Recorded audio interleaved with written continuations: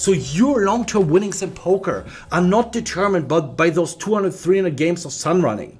They are determined by your ability to lose the minimum when things are not going well. And remember the streams we had when I was telling you guys, there's just one tournament can turn it around. But the problem is for you, it might not apply because you already fucked it up before that. So even if you have that big score, you're still not in the greens. And it's not because of this very tournament, it's because of all the previous tournaments where you punted away a min cash, you punted away another ladder pay jump, and you just keep doing it. And this just makes it impossible for you to turn into a long-term winning player. This has a lot of different reasons. Obviously, your entitled mindset, oh, I'm running so bad anyway. No, I can tell you there are 1,000 others that run a lot worse than you and they're still profitable and they're making a living from poker. Every single student that approached me, Ben, I'm losing because I run bad, I could show them and I could prove them, no, you're just playing bad. So obviously, I'm happy for the score, but what makes me really proud is that period where I lost a lot less. Yes, obviously 500K looks a lot, but for my average buy-in, and considering also with stars, I mean, I was up on stars quite a bit, so I wasn't losing that much until my score. Maybe I was losing 100, 200, 300K. Again, I'm not looking into the specifics. You get a bit of perspective. For me, to make this kind of content is much more important to find a message for you where you can learn something. Obviously, if you believe, oh, Ben, I want to see if you're winning player, I don't fucking care. I mean, then you're a fucking idiot. I don't know what else to do. For me, it's more about showing the consistency, and all of it basically was done on stream, 20 tabling, engaging with my chat, banning the chat trolls while playing against the best players in the world. I can tell you, I would obviously have done a lot better if I would play it off stream. That's also one of the reasons why I started playing off stream. I just didn't see the point anymore. Again, might change in the future. It really depends. But as of now, I decided not to stream anymore. What was it exactly that I was doing before the session when I was in a downswing? I was literally writing down that today my goal is to lose the minimum. I'm still expecting the best, but I'm prepared for the worst. And when I end a session where I lost 7 buy-ins and I was running absolutely terrible, so be it. But I was still obviously devastated and very unhappy that I didn't win money, but I would still be kind of proud of myself if I would really think about it. Hey man, you really did your best. And very often bad poker players believe they are playing good and it's just because of bad luck that they don't win. And good poker players always doubt themselves and feel like, oh, I'm not doing enough, I'm not good enough. But deep inside, they still, in their subconscious, they know that they're not that bad.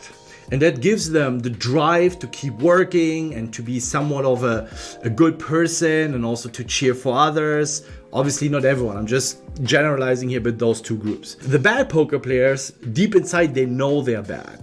And when you have this conflict, obviously you turn grumpy, you turn miserable, you're not happy for others people win. Why is this person already won? I'm so much better. Oh, he just won because he was sun running, right? We see it in the comments. Oh, if I would win those coin flips, I would win as well. And these kind of like toxic and passive aggressive traits and comments, and you might have them in your circle of friends as well, that are never really happy. I would never in my life, and even from my circle, all of whether they're winning on low stakes, high stakes, students, coaches, friends, never ever, if someone in our group won something, has someone ever posted, oh, you're so lucky, or you were just winning the audience. No, it's like, hey man, well done. Even though we knew they were super lucky. But it doesn't matter, because at the end of the day, this is what I just showed you, that 99 out of 100 tournaments, you're just grinding the break-even grind. And then number 100 is boom, you win. But the problem is you cannot do this 99 tournament grind. You can do the 68 out of 99 tournaments, grind solid, and the other 30 tournaments you play absolutely dog shit, C game, you punt it off, you tilt it off because you're entitled, and then you're typing in, oh my god, I'm running so bad, that's why I'm losing. No, it's because you're losing those 30 tournaments. Not because you're losing, but you're playing bad. You could play a lot better, and it's just your mental. It's very often that your technical, your raw skills, your theoretical knowledge is that bad. It's just your mindset is bad. Now, that's what most bad players don't understand. And I want to provide you an opportunity to drag you on the other side, on the winning side of poker, if you take that more serious. Obviously, especially in downswings, I'm more mindful about potentially running bad. And then I put more emphasis on going into the session. Hey, I am expecting the best, but I'm prepared for the worst. And that's just some simple things as writing it down, or I'm visualizing it in my meditations. Then I make little session notes. Hey, you're the guy that can lose the minimum. Obviously, I'm also not always playing perfect, but I'm still playing better than most of the players out there. And that's literally the only thing that you need to be able to get right, because if you understand that, if you incorporate that mindset, everything else will follow. Your bankroll management, working on yourself, maybe meditating, not playing drunk, and all the other things. Because I already see it in the comments, but Ben, what about this? What about that? The thing is, once you understand that, and you internalize it, and you also practice it, and you apply it, then you can start optimizing. But without really understanding how tournament poker works in terms of making long-term winnings and upswings and downswings and the variance, I mean, that's explaining variance in a nutshell and how it implies on your win rate and what happens if you're not playing your A game, if you play your B, C, D game too often. Then, and only then, because you cannot apply something and trying to fix something. That's where a lot of you guys don't apply bankroll management, because you still haven't really understood what it takes to make long-term winnings with poker. Obviously, your bankroll management slips.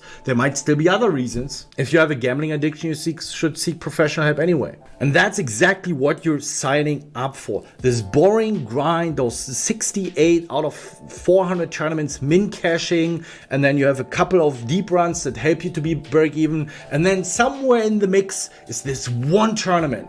And that's why I kept saying this on Instagram, on stream. It just takes one tournament. But in order to apply that mentality, you have to do your homework, and that homework requires for you to get your shit together and to keep min cashing and a second min cash, and not punting off your tournament that is in deep run because the last tournament, maybe your lowest buy-in, to still play it to the best of your ability. So the damage on your win rate, on your graph overall on that downswing is not as big as with others. And then it's just a matter of time until it will turn around.